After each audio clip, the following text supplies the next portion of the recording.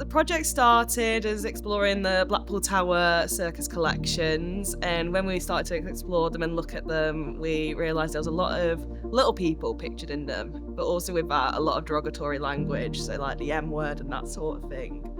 So we reached out to Little People UK to understand how do we present these collections, and from that we set up a community group.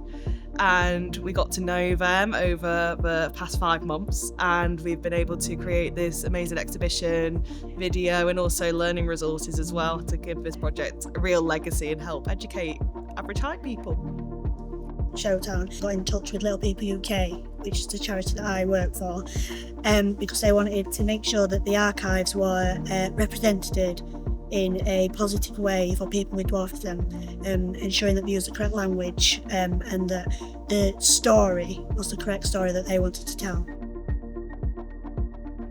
We felt it was really important that we actually bring the Little People community on board to explore these elements of our circus collection in a bit more detail with them, because at the end of the day it's their history, it's their heritage, they're the ones who are affected by this on a daily basis. I just thought it interesting that a museum asked what we thought was right, wrong, or our advice, which I think other museums should take note of this now. Me and Becca have been on this since, I think, 7-8 months. We was both quite excited to do such a project.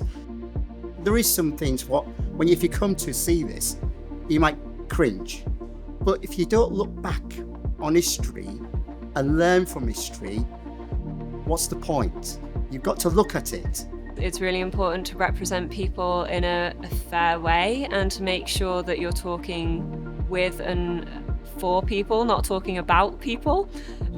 So something that we really care about here at Showtown is making sure that people feel like they're represented and they belong, and that their stories are told in a way that is authentic and accurate.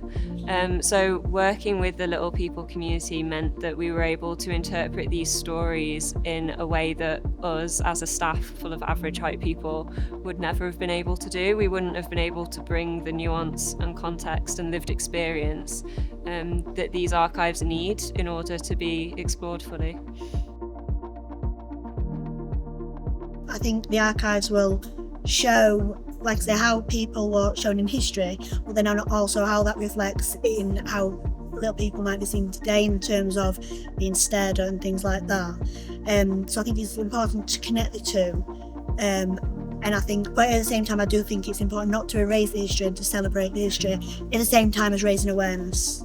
As this exhibition is for and about little people, we've made sure that all the displays are accessible for a little person, whether that's shortening display cases, height, or making sure that anything that's framed on walls is put at an accessible height for a little person to be able to read and engage with. One thing when we did consult the group is that they really struggled in museum and gallery spaces because the lighting and also the frame heights would be for an average height person.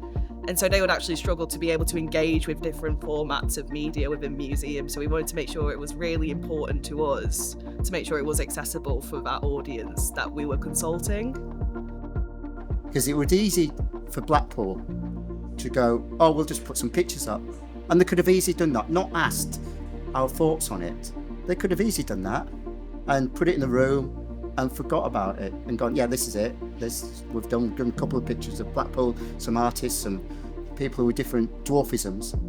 But they didn't. They reached out and we feel nervous, and it's silly. It's just a room of pictures. But yeah, it's important. Understanding their lived experience is so important.